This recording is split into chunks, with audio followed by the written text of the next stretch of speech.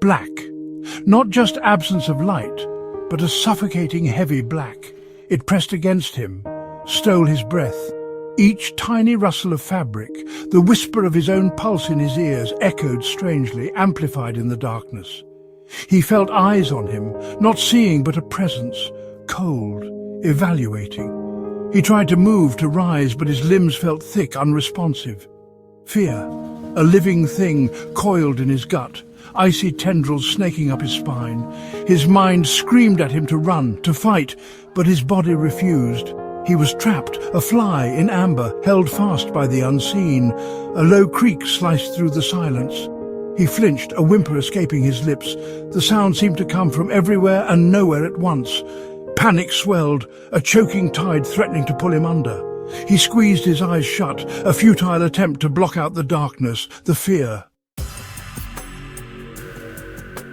His heart hammered against his ribs, a frantic drumbeat in the silence.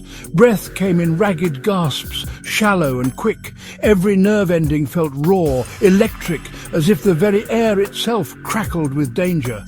He tasted metal, the coppery tang of fear flooding his mouth. A cold sweat slicked his skin, clammy and unpleasant. His muscles trembled with the effort of staying still, a primal instinct telling him that any movement could be his last. The darkness seemed to press in closer, suffocating, a physical manifestation of his terror. He tried to rationalize, to tell himself it was just his imagination, but the fear was a roaring beast, devouring all logic. Every creak, every shadow, whispered of danger.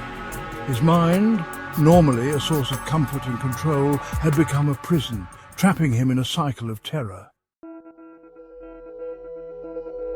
Fear, he realized, was a master manipulator. It twisted familiar sounds into threats, shadows into lurking figures. It played tricks on his mind, conjuring images from the darkest recesses of his subconscious, amplifying every doubt and insecurity. Time lost all meaning.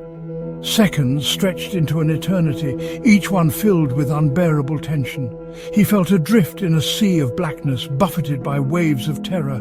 The boundary between reality and nightmare blurred, and he was no longer sure what was real and what was a product of his own fear-addled mind.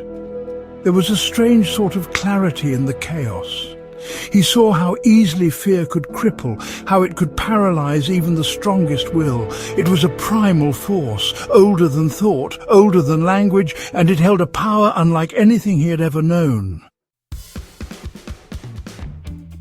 But fear, he also recognized, was a double-edged sword. It could paralyze, yes, but it could also be a powerful motivator.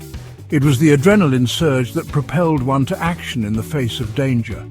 The instinct that drove one to protect oneself and those one loved. He clung to that thought, a lifeline in the suffocating darkness.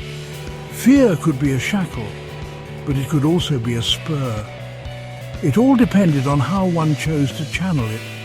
Would he let it consume him, or would he find the strength to confront it, to break free from its grip? The question hung in the air, unanswered.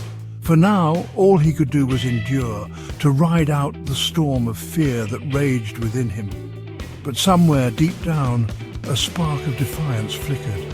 He would not give in. He would not let the darkness win.